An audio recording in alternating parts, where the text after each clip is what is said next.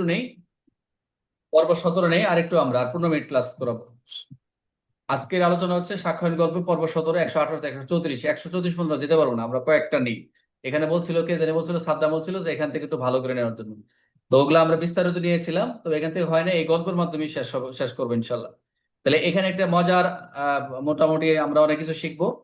এখানে কে সাক্ষী হতে পারে, বোবা সাক্ষীর সাক্ষ্য। কে সাক্ষী হতে পারে? 118। যোগ্য সাক্ষী 119, এটাও যোগ্য সাক্ষী যদি সে বুঝতে পারে।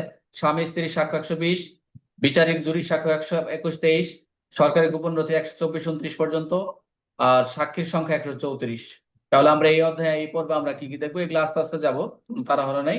এই আইনের সাক্ষ্য অন্যতম এবং খুবই গুরুত্বপূর্ণ, পরীক্ষায় খুবই এখানে আসে। তাই আমরা এই 17তম পর্বে আমরা দেখবো সাক্ষীদের মহাসম্মেলন। আজকের গল্পটা হচ্ছে সাক্ষীদের নিয়ে মহাসম্মেলন করবে, যে সাক্ষীরা কারা, কোন ধরনের, কি ধরনের সাক্ষী, কোন তথ্য প্রকাশ করতে বাধ্য, কি ধরনের অনেক কথাই আমরা এখানে পাবো।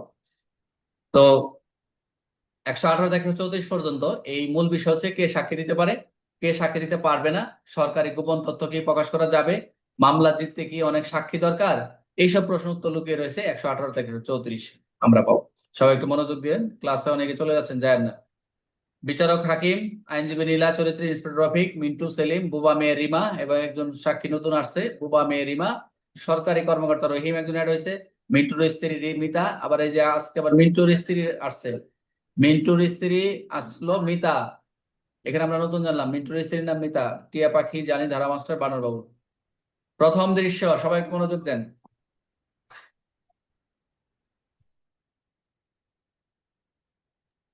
প্রথম দৃশ্য, ছোট ছেলে কি সাক্ষী হতে পারবে? প্রথম প্রথম কথা, ছোট ছেলে কি সাক্ষী হতে পারবে? 10 বছরের রবি আদালতে এলো, 10 বছরের রবি আদালতে আসছে। মিন্টু বলল, স্যার এ তো ছোট, ওর সাক্ষী চলবে না। মনোযোগ দেন। বিচারক রবিকে কয়েকটি প্রশ্ন করলেন, রবি সব প্রশ্নের সঠিক উত্তর দিল। তাহলে ছোট ছেলে কি সাক্ষী হতে পারবে? আপনাদের কি বলে, ছোট ছেলে কি সাক্ষী হতে পারবে না? পারবে স্যার। পারবে স্যার। পারবে, রাইট। এখন টিয়া পাখি সাক্ষ্য আইনে বলতেছে 118 কে সাক্ষী হতে পারে? যে ব্যক্তি যে প্রশ্ন বুঝতে পারে, যে যুক্তির সঙ্গে উত্তর দিতে পারে, সেই সাক্ষী হতে পারে। অর্থাৎ বয়স, লিঙ্গ, ধর্ম একমাত্র মানদণ্ড নয়। ভেরি ভেরি ইম্পর্টেন্ট একটা কথা।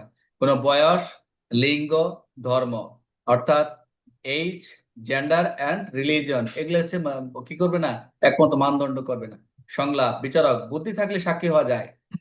বুদ্ধি থাকলে আদালত বলতেছে বিচারক যে বুদ্ধি থাকলে সাক্ষী হওয়া যায়। বিচারক, ট্রিক, বুঝলে সাক্ষী। 118 হচ্ছে বুঝলে সাক্ষী, যদি বুঝতে পারে তাহলে সাক্ষী। দ্বিতীয় দৃশ্য, বুবা রিমার সাক্ষ্য। একজন রিমার গল্পে আসছিল যে বুবা, সে কি করলো, যে বুবা রিমা আদালতে এলো, সে কথা বলতে পারে না, ইশারায় পুরো ঘটনা বোঝালো। মনোযোগ দেন, সে বুবা রিমা আদালতে এলো, সে কথা বলতে পারে না, সে ইশারায় পুরো ঘটনা বোঝালো। একজন দুভাষী আদালতে ব্যাখ্যা করলেন। টিয়া পাখি সাক্ষ্য আইনে বলতে সেটি 119। বোবা, বাক প্রতিবন্ধী ব্যক্তি ইশারা, লেখা, অন্য কোনো উপায়ে যদি সাক্ষ্য দিতে পারেন, যদি আদালত তা বুঝতে পারেন। 119 ট্রিকটা কি? কথা নয়, ইশারা দিয়েও সাক্ষ্য দেওয়া যায়। বানর বাবুল বললো, বাবর শুধু লাফিয়ে লাফিয়ে সব বোঝাতে লাগলো। বিচারক এসে বললেন, যদি সবাই বুঝতে পারে সেটাও কি একটা যোগাযোগ। তৃতীয় দৃশ্য, স্ত্রী কি স্বামীর বিরুদ্ধে সাক্ষ্য দিবে? স্ত্রী কি স্বামীর বিরুদ্ধে সাক্ষ্য দিবে? প্রশ্ন করছে। মিন্টুর বিরুদ্ধে মামলা, মিন্টুর বিরুদ্ধে মামলা করছে। এখন তার স্ত্রী মিতা আদালতে এলেন। মিন্টু বলল, স্ত্রী তো আমার বিরুদ্ধে সাক্ষী হতে পারবে না। সাক্ষ্য আইন বলতেছে 120, দেওয়ানি ও ফৌজদারি মামলায় স্বামী স্ত্রী সাক্ষ্য হতে পারেন। ক্লিয়ার?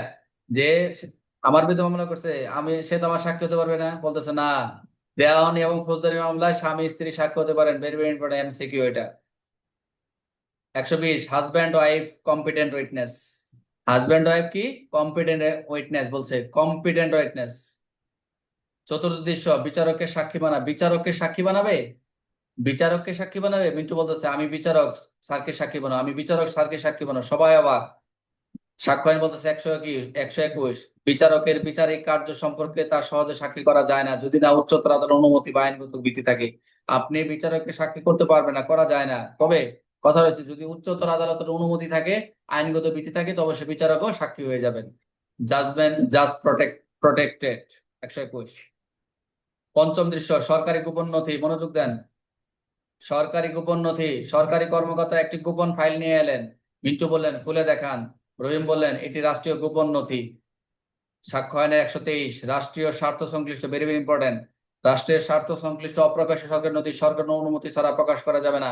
আই রিপিট, রাষ্ট্রের স্বার্থ সংশ্লিষ্ট সরকারি নথি সরকারের অনুমতি ছাড়া প্রকাশ করা যাবে না। 123 secret government file. 123 secret government file. ষষ্ঠ দৃশ্য, অফিসের গোপন কথা। অফিসের গোপন কথা। আইনজীবী নীলা জিজ্ঞেস করলেন, আপনি কি অফিসে কি শুনেছেন? সরকারি কর্মকর্তা বললেন, এটি সরকারের দায়িত্বে গোপনে জানানো হয়েছিল। এটি সরকারের দায়িত্বে গোপনে জানানো হয়েছিল। তাহলে সাক্ষ্য আইনে কত? 124, খেয়াল রাখবেন। সরকারি কর্মচারীর দায়িত্বে গোপনে পাওয়া তথ্য প্রকাশ করতে বাধ্য নয়, ভেরি ইম্পর্টেন্ট। আই রিপিট, সরকারি কর্মচারী সরকারের দায়িত্ব গোপনে তথ্য প্রকাশ করতে বাধ্য নয় যদি জনস্বার্থে ক্ষতিগ্রস্ত হয়। 124 অফিসিয়াল সিক্রেট প্রকাশ করা যাবে না। সপ্তম দৃশ্য, আইনজীবীর গোপন কথা। আইনজীবীর গোপন কথা, যে আমার সোর্সের কথা। মিন্টু তার আইনজীবীকে বলছিল, আমি সব সত্য বলেছি কিন্তু কাউকে বলবেন না। আদালত অন্য পক্ষে বলল, আইনজীবীকে ডাকুন। টিয়া পাখি বলল, এটা হচ্ছে সাক্ষ্য আইনে 126 থেকে 29 আমরা পাবো। আইনজীবী তার মক্কেলের মধ্যে পেশাগত প্রফেশনাল কমিউনিকেশন সাধারণ গোপনীয়, যে 126 থেকে আমরা যেটা জানি। যে তবে কিছু ব্যতিক্রম রয়েছে। 125টা জানি কি কোন তথ্য প্রকাশ করতে বাধ্য, সোর্সের তথ্য আমরা কি 125 সাক্ষ্য আইনে, আর হলো 293 পিআরবি না 341। আইনজীবী মক্কেলের পেশাগত যোগাযোগ প্রফেশনাল সাধারণ গোপনীয়, যে প্রফেশনাল কমিউনিকেশন গোপনীয়, তবে কিছু ব্যতিক্রম আছে। ভবিষ্যতে অপরাধ করার যদি পরিকল্পনা করে সে প্রতারণার উদ্দেশ্য যোগাযোগ, সেগুলো কি প্রকাশ করতে বাধ্য থাকবে। তাহলে 126 লয়ার সিক্রেট। 126। অষ্টম দৃশ্য, একজন সাক্ষী যথেষ্ট। বলছে একজন সাক্ষী যথেষ্ট। কি সাক্ষ্য প্রমাণ করতে, কি মামলা প্রমাণ করার জন্য কি বেশি লোকের প্রয়োজন? একাধিক সাক্ষী তো না। মিন্টু বলতেছে, না স্যার, আমার তো একজন সাক্ষী। তাহলে বিচারক হাসলেন, বললেন, সাক্ষ্য আইন 134 কোন নির্দিষ্ট সংখ্যক সাক্ষী আইনে বাধ্যতামূলক করেনি। আই রিপিট, কোন নির্দিষ্ট সংখ্যক সাক্ষী আইনে বাধ্যতামূলক করেনি। একজন বিশ্বাসযোগ্য সাক্ষীও যথেষ্ট কি হতে পারেন? হতে পারেন। সংলাপ, সংখ্যা নয় সাক্ষ্যের জন্য গুণমান, সংখ্যা নয় গুণমান সাক্ষ্য হলে গুরুত্বপূর্ণ। অর্থাৎ কোয়ালিটি নট কোয়ান্টিটি। আপনি বলছে 134 বলছে কোয়ালিটি নট কোয়ান্টিটি। কোয়ালিটি যদি থাকে কোয়ান্টিটি দরকার নাই। আদালতের রায় আমরা কি কি দেখলাম? বুঝতে পারলে যে কেউ সাক্ষী দিতে পারে, ভুয়া ব্যক্তি সাক্ষ্য দিতে পারে, স্বামী স্ত্রী সাক্ষ্য হতে পারে, বিচারক সরকারি গোপন তথ্যের বিষয়ে সুরক্ষা আছে, আইনজীবীর মক্কেলের কথোপকথন সাধারণ গোপন, আর একজন ভালো সাক্ষী অনেক সময় শতজনের চেয়ে বেশি, অর্থাৎ শতজনের চেয়ে একজন ভালো সাক্ষী খুবই গুরুত্বপূর্ণ। মনোযোগ দেন। 118 সাক্ষীর সক্ষমতা বুঝলে। 119 বাক প্রতিবন্ধী। 120 স্বামী স্ত্রী সাক্ষী। 121 বিচারকের সাক্ষ্য। 122 বৈবাহিক গোপন যোগাযোগ, ম্যারিটাল স্ট্যাটাস সিক্রেট। 123 রাষ্ট্রের গোপন নথি। 124 সরকারি কর্মকর্তার গোপন তথ্য। 125 তথ্য পরিচয় গোপন, যেটা হলো যে সোর্সের তথ্য। 126 আইনজীবী মক্কেলের গোপন যোগাযোগ। 127 আইনজীবী সরকারের ক্ষেত্রে একই নিয়ম, ক্লার্ক সিক্রেট। 128 প্রিভিলেজ ত্যাগ করলে দরকার নাই।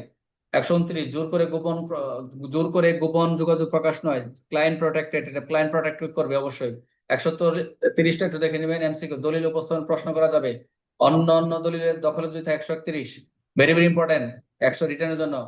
132 সাক্ষীকে প্রশ্ন উত্তর ব্যবহার, আইনি সুরক্ষা, কম্পেলড আনসার, তাকে উত্তর দিতে বাধ্য করা যাবে। তাকে সে যদি মিথ্যা বলে তাকে তাকে ওখানে গ্রেপ্তার বা তাকে জড়ায় ফেলানো যাবে না, তবে তাকে মিথ্যা বলে তার বিরুদ্ধে ব্যবস্থা নেওয়া যাবে। 133 ভেরি ইম্পর্টেন্ট, ভেরি ইম্পর্টেন্ট, এটা রিটেনের অ্যাকমপ্লাইস সহযোগী সাক্ষী। 134 সাক্ষীর সংখ্যা নির্দিষ্ট নয়।